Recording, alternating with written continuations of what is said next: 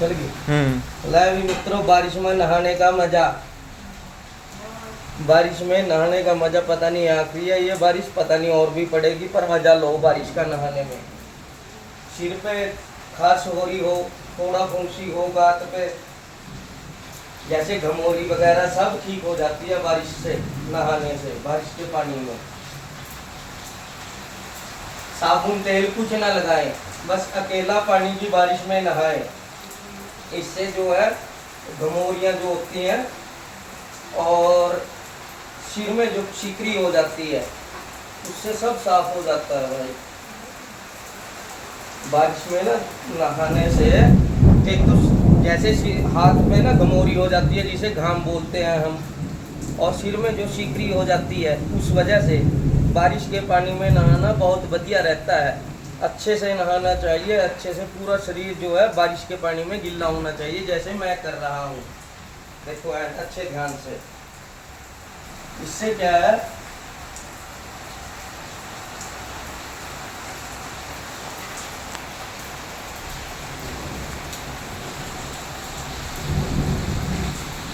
कर दो।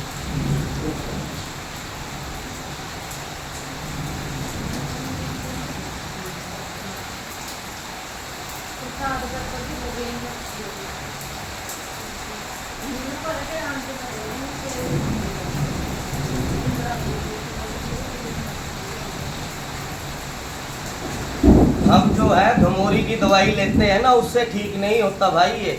ये होता है पानी बारिश के, और उसके बाद नहा धो के अच्छे से इस पे नारियल का तेल या सरसों का तेल, प्योर सरसों का तेल लगाना चाहिए, जब जाके ये घमोरी ठीक होती है। और सर में भी कर ऐसे ही ठीक होती है। या तो नींबू और दही के साथ धोना चाहिए, और नहीं बारिश के पानी में नहाना चाहिए। इसके बाद कोई साबुन तेल ना लगाना चाहिए। मैं बार बार आपको ये इसीलिए बताता हूँ कि आपके शरीर पे जो गर्मी की वजह से घमोरी हो जाती है वो सब ठीक हो जाएगी।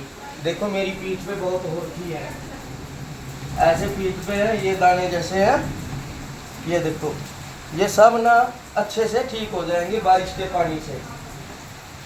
राम राम सभी भाइयों को, जय श्री।